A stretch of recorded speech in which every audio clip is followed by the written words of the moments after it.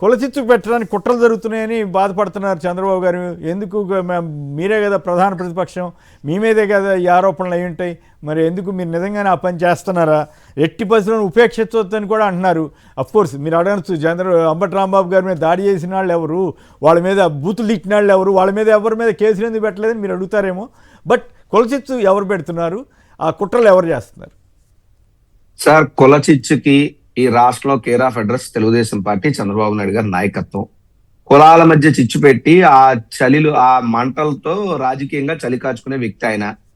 రెండవది, ఆంధ్రప్రదేశ్ రాష్ట్రంలో రాష్ట్ర రాజకీయ చరిత్రలో దుష్ప్రచారాలు చేయటం, విష ప్రచారాలు చేయటం, లేదా క్యారెక్టర్ అసాసినేషన్లు చేయటంలో చంద్రబాబు నాయుడు గారిది అందవేసినటువంటి చెయ్య. అలనాడు ఎన్టీ రామారావు గారిని స్త్రీలోలుడు అని చెప్పి ప్రచారం చేయాలన్నా ఆ క్రెడిట్ చంద్రబాబు నాయుడు గారికి దక్కింది. అలనాడు వంగవీటి మోహన్ రంగా గారిని రౌడీగా చిత్రీకరించాలన్నా ఆ క్రెడిట్ చంద్రబాబు నాయుడు గారికి దక్కింది. అలనాడు బెల్లి లలితక్క గారిని ఇది వ్యక్తిత్వ హననం చేయడంలో భాగంగా అక్రమ సంబంధాలంటూ అంటగట్టారే, అది చంద్రబాబు నాయుడు గారి క్రెడిటే. చిరంజీవి గారిని జెండా పీకేద్దామని చెప్పి ప్రచారం చేయించిన ఘనత చంద్రబాబు నాయుడు గారిదే. జగన్మోహన్ రెడ్డి గారి మీద 1,00,000 కోట్ల అవినీతి అనేటువంటి లేనటువంటి అవినీతి ముద్రని విష ప్రచారం చేసినటువంటి ఘనత కూడా చంద్రబాబు నాయుడు గారిదే. ఆఖరిగా ముద్రగడక పద్మనాభం గారి లాంటి వారి మీద కూడా, ఆయన ఉద్యమానికి మద్దతు పలికిన యువతరం మీద, చిన్న చిన్న కుర్రవాళ్ళ మీద కూడా జాతి ద్రోహులు అని చెప్పి కేసులు పెట్టి ఆ ఉద్యమాన్ని దారి మళ్లించిన క్రెడిట్ కూడా చంద్రబాబు నాయుడు గారికి దక్కింది. అంటే తన రాజకీయం కోసం ఎవరినైనా వ్యక్తిత్వాన్నైనా హననం చెయ్యాలన్నా అది చంద్రబాబు నాయుడు గారికి చెల్లుతుంది. అందులో భాగంగా కులచిచ్చును పెట్టడంలో కూడా ఈయన దిట్ట. ఉదాహరణకి అంబటి రాంబాబు గారి మీద దాడి జరిగింది. నేను మొన్న ఉత్తరాంధ్ర ప్రాంతం, మరీ ముఖ్యంగా మా విశాఖ జిల్లా నుంచి వైఎస్ఆర్ కాంగ్రెస్ పార్టీ కాపు నాయకులందరం కూడా కదిలి వెళ్ళి అంబటి రాంబాబు గారికి సంఘీభావం తెలపాలన్నటువంటి ఒక లైన్ మేము తీసుకున్నప్పుడు, ఈ ప్రాంతంలో ఉన్నటువంటి కాపు సామాజిక వర్గం, మేము వైఎస్ఆర్ కాంగ్రెస్ పార్టీలో ఉన్నటువంటి కాపులు నమ్మంటే చాలా మంది కాపులు వాలంటీర్ గా, ఎందుకంటే విశాఖపట్నం నాది 1 టౌన్ పూర్ణమార్గ ప్రాంతం, ఇక్కడ నుంచి మేము బయలుదేరి ఇందులో సోదరులు అమర్నాథ్ గారు మాజీ మంత్రి గారితో నాయకత్వం మేము అంతా కదిలి వెళ్తే ఎక్కడికక్కడ పాయకరావుపేట బోర్డర్ వరకు విశాఖపట్నం ఉమ్మడి విశాఖ జిల్లా ఉంటుంది. ప్రతి జంక్షన్ లో కూడా కాపు సోదరులందరూ ముందుకు వచ్చి మాతో పాటు స్వచ్ఛందంగా 100 కారులో మేము వెళ్ళి అక్కడ పరిస్థితి చూసి భయానకమైనటువంటి వాతావరణం. రాంబాబు గారి ఇంట్లో వాళ్ళ బిడ్డలతో మాట్లాడితే రాంబాబు గారి కాలు కూడా ఆ రోజు గాయం చేశారు. కారు డోరు మధ్యలో కూడా కాలు పెట్టి వేసేసి ఆయన అమ్మనాభూతులు తిడుతుంటే ఏ మనిషికైనా కోప ఉద్రేకం వస్తే ఆయన చేశాడు. సరే, అటువంటి మాటలు నేను మాట్లాడకుండా ఉండాల్సిందని చెప్పాడు కూడా ఆయన. చెప్పినప్పటికీ మీరు ఇందాక నుంచి అడుగుతున్నారు ఎవరు తిడుతున్నటువంటి మహిళ ఎవరంటే, ఆ తిడుతున్నటువంటి మహిళ గుంటూరు జిల్లా గ్రంథాలయ సంస్థ చైర్మన్ అంట. నేను అక్కడికి వెళ్తే తెలిసింది. అంటే బూతులు తిట్టే వాళ్ళకి ఏ రేంజ్ లో పదవులు ఇచ్చి ప్రోత్సహిస్తారని చెప్పడానికి కాదు. అంటే అట్లా కాదు, అట్లా ఇప్పుడు కేసు పెట్టదలిస్తే వాళ్ళ మీద పెట్టండి, ఈయన మీద కూడా పెట్టండి, అది ధర్మం అవుతుంది. దాడులు చేసిన వాళ్ళ మీద, బూతులు తిట్టిన వాళ్ళ మీద కేసులు పెట్టకుండా ఒక మాట అన్నాడని చెప్పి పాపం బాధితుడి మీద కేసులు పెట్టడం ఏంటి? ఇదేంటి రెడ్ బుక్? వినబడుతుంది, మాట్లాడండి, కంటిన్యూ చేయండి. ఈ కులచిచ్చు ఎవరు పెట్టారు, ఏం కదా, ఎవరు పెడుతున్నారు, కుట్రలు ఎవరు చేస్తున్నారు? సార్, నిన్న జనసేన పార్టీ రాష్ట్ర ప్రధాన కార్యదర్శి కొణిదెల పవన్ కళ్యాణ్ గారి సోదరుడైనటువంటి కొణిదెల నాగబాబు గారు ఎస్పెషలీ వైఎస్ఆర్ కాంగ్రెస్ పార్టీలో ఉన్నటువంటి కాపులను ఉద్దేశిస్తూ ఆయన కొన్ని వ్యాఖ్యలు చేశారు. ఆయన బాధల్లో ఏంటంటే, అంబటి రాంబాబు గారికి అన్యాయం జరిగితే కాపు జాతి ఎవరు అంబటి రాంబాబు గారికి అండగా నిలబడకూడదా? ఒకవేళ కాపులు అందరూ అంబటి రాంబాబు గారికి అండగా నిలబడితే నాగబాబు గారికి వచ్చినటువంటి నొప్పి ఇబ్బంది ఏంటో నాకైతే అర్థం కాల.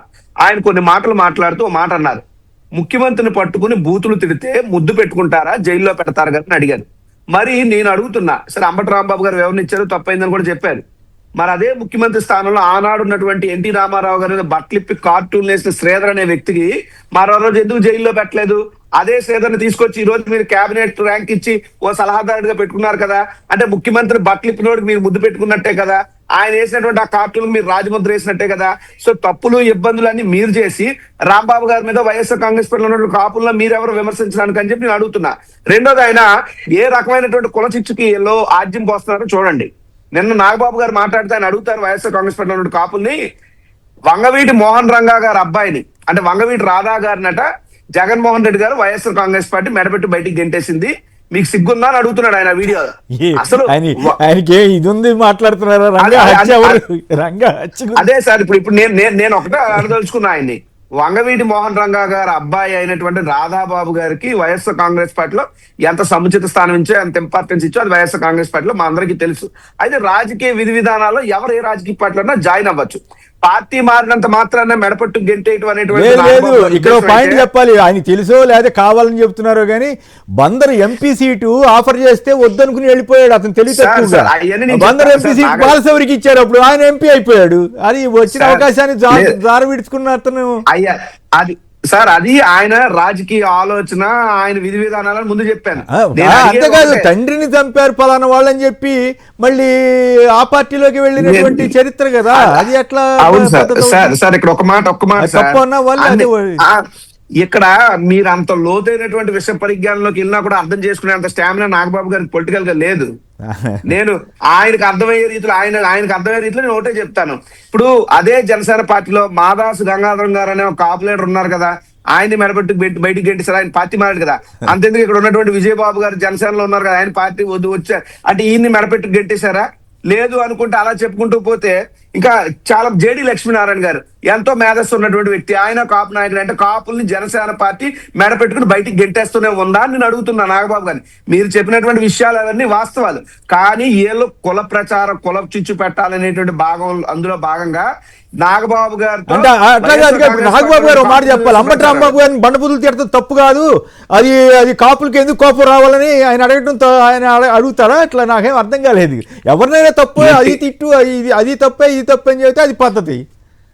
అసలు ఇంకో మాట మీకు చెప్తాను. ఆయన మాట్లాడిన దాంట్లో ఏంటట, 2024లో గ్రేటర్ రాయలసీమలో అత్యధికంగా ఉన్నటువంటి కాపులు బలిజలు అత్యధికంగా ఉంటే జగన్మోహన్ రెడ్డి గారు అనుకున్న సీట్లు ఇవ్వలేదు. అప్పుడు మీ కాపు లైన్లు, కాపు టైగర్లైన అంబటి రాంబాబు గారు, పేరు నాని గారు ఎందుకు మాట్లాడలేదు అన్నారు. నేను కాపు యువకుడిగా ఒకటే అడుగుతున్నా, ఈ రాష్ట్రంలో అవునన్నా కాదని అవశేష ఆంధ్రప్రదేశ్ లో కానీ తెలంగాణలో కానీ అతిపెద్ద జనాభా కలిగినటువంటి సామాజిక వర్గం కాపు సామాజిక వర్గం. జనాభా ప్రాతిపదికన రాజకీయ అవకాశాలు ఇవ్వాలనుకుంటే మరి ముఖ్యమంత్రి కాపులు కదా అవ్వాలా? మరి అలాంటి మీ కోటలో పవన్ కళ్యాణ్ కదా ముఖ్యమంత్రి అవ్వాలా? అది మానేసి మీరేమో చంద్రబాబు నాయుడు ముఖ్యమంత్రి పీఠం 15 ఏళ్ళు ఉడుగుని చేస్తాం రాసి ఇచ్చేయచ్చు. ఇతర పార్టీలో ఉన్నటువంటి కాపులు మాత్రం మా అధినాయకుడు చెప్పినట్టు మీరు నడుచుకుంటే అది మేము తప్పులు చేసినట్ట. అంటే వీళ్ళు రెచ్చగొట్టే మాటలకి మేము డైవర్ట్ అయిపోయి మా పార్టీలో ఉన్న అధినాయకుల మీద లేదా సమాజంలోనో కొత్త కుల చిచ్చును మేము రగల్చాలనేటువంటి ఆలోచనలో భాగంగా నాగబాబు గారి చేత ఈ కుల చిచ్చు రాజకీయాలు చంద్రబాబు నాయుడు గారు ప్రస్తుతం ఆంధ్రప్రదేశ్ రాష్ట్రాన్ని రావణ కాష్టంగా మార్చాలనే లక్ష్యంతో ఇది జరుగుతుంది.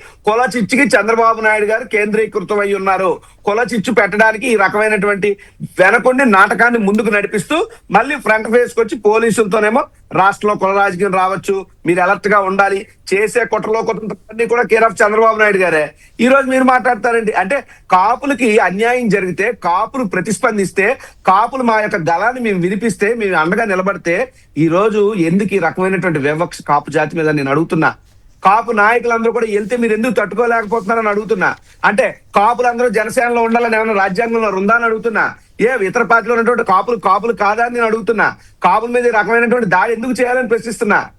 కేవలం నాగబాబు గారికి రాజకీయంగా తెలిసింది గోరంతా, తెలియదు కొండంత, ఇష్టం వచ్చినట్టు ఏదైనా మాట్లాడితే బాబోటోళ్ళు వస్తాం ఇలా టీవీ డిబేట్ లో పెట్టి వాళ్ళ చరిత్రలు ఇప్పి చెప్తే మళ్ళీ ఇంకో రకమైనటువంటి మాటలు మాట్లాడతారు. కాబట్టి ఈ రాష్ట్రంలో కుల చిచ్చు రాజకీయం రగల్చాలని చెప్పి ఈ ప్రభుత్వం కుట్ర చేస్తా ఉంది. ఇది క్లియర్ గా నాగబాబు మాటలతో బట్టబయలు అవుతా ఉంది. రైట్.